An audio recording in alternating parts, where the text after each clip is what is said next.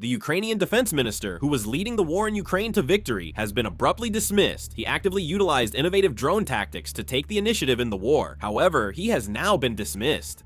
Let's take a closer look at this today. Let's get right into it. Mikhailo Fedorov, the defense minister who brought tremendous reforms to the Ukrainian military in just 6 months after taking office, originally held a position similar to the Minister of Science and ICT in Korea.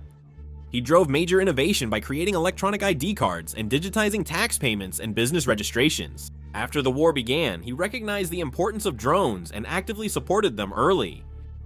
It was Defense Minister Fedorov who directly requested support from Elon Musk and brought in Starlink terminals.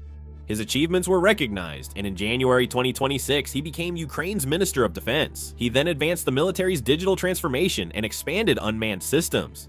He carried out large-scale reforms of the Ukrainian military. Thanks to these reforms, they succeeded in driving the Russian army into a corner. Let's review the Ukrainian military's achievements since his January 2026 term began. In just 6 months, Defense Minister Fedorov blocked Russian access to Starlink, invested in drones, isolated Crimea by cutting logistics, reformed procurement, achieved 90% drone and 87% cruise missile interception rates, secured a Patriot missile license and $40 billion funding, cut domestic ballistic missile costs by 30%, signed a Gripen jet contract, and set up the Defense AI Center A1 to accelerate the integration of battlefield AI. That's an impressive list of achievements in half a year. I couldn't write them all down. But Defense Minister Fedorov was suddenly dismissed. The Ukrainian Minister of Defense is expected to be replaced by Internal Affairs Minister Ihor Klimenko. President Zelensky of Ukraine said this cabinet reshuffle aims to bring new energy to the government as the war enters a new phase. This cabinet reshuffle is causing increasing global concern. The Financial Times noted that Defense Minister Fedorov, who introduced startup management methods and set himself apart from traditional politics, was seen as an uneasy fit by the established military leadership. We need to take a closer look at this point. The reason Fedorov is highly regarded is not just because he actively introduced drones and artificial intelligence. What is more significant is that he tried to reform the very structure through which the defense budget flows. Until now, in Ukraine's defense procurement market, some companies repeatedly won contracts, and there were ongoing criticisms that the contracting process lacked transparency. In this environment, small and medium defense companies or startups with new technologies struggled to compete, and many criticized that connections mattered more than performance. Fedorov believed that if this structure stayed the same, it might undermine the ability to conduct the war. He expanded open bidding, made contract procedures more transparent, and monitored the budget execution process much more strictly than before. By strengthening audit procedures and directly investigating suspicious cases, a significant sense of tension formed within the Ministry of Defense. For those who had benefited from the previous system, there was no reason to welcome these changes.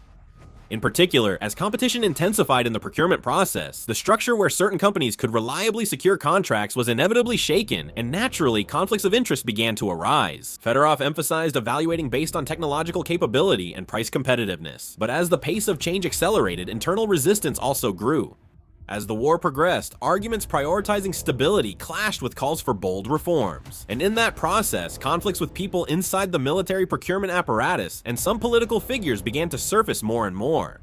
To show just how much reform and innovation took place in procurement, as a clear example, they switched the procurement method for 155mm shells to an open bidding system, saving 16% of the budget. Rather than keeping all the savings, he used the saved budget to raise soldiers' salaries. By saving more money, he bought additional drones to attack the Russian military. To reform the procurement sector immediately, he even used lie detectors to investigate members of the Ministry of Defense. He was also a tough person who would fire anyone who refused to be investigated. Analysis also suggests political motives may have influenced this personnel decision. Several foreign media, including the Financial Times, reported that President Zelensky's close associates were uneasy about Fedorov's rapidly growing political influence. Even as the war dragged on, Fedorov built an image as a young reformer and was recognized as a key figure leading defense innovation centered on drones and artificial intelligence, which continued to raise his profile both domestically and internationally. He also frequently drew attention for securing cooperation with major overseas tech companies, and he was even being described as a next-generation politician who could shape Ukraine's future. There is also speculation that the Ukrainian presidential office may not have been entirely comfortable with so much attention being focused on a single minister like this. Even in wartime Ukraine, there are many predictions about the post-war political landscape. In this atmosphere, there have been reports that people close to the president suspected that Fedorov might be considering an independent political path in the future, including possibly running for president. No official evidence has been released, and Fedorov has never directly stated these intentions. However, in political circles, there are many cases where influential figures are kept in check regardless of their actual intentions, so there are ongoing voices suggesting that this dismissal may have been influenced not only by internal military conflicts, but also by political factors. So, there are mixed views on this personnel change. While some interpret it as an organizational restructuring as explained by the government, others suggest it may have been a personnel move made with the next political landscape in mind. That doesn't mean the Ukrainian military leadership is rated higher than Defense Minister Fedorov. Local Ukrainian media have consistently criticized Commander-in-Chief Oleksandr Syrskyi's leadership style. The Ukrainian leadership has reported that Commander-in-Chief Zelensky tends to control even the smallest details himself, which is causing the field command system to not function smoothly. According to the report, tactical groups, operational tactical groups, and operational strategic groups are organizations that should be making decisions based on their close understanding of the situation in each region. However, there are concerns that top command is directly exercising authority over field operations, which is slowing down the decision-making process. In fact, the article also introduced statements from internal sources saying that the commander-in-chief tries to be directly involved in everything from the appointment of new brigade commanders to the location of infantry positions in specific areas. There are concerns that this approach reduces the ability of field commanders to respond immediately to changing situations, and that the longer approval process could also affect the speed of operations.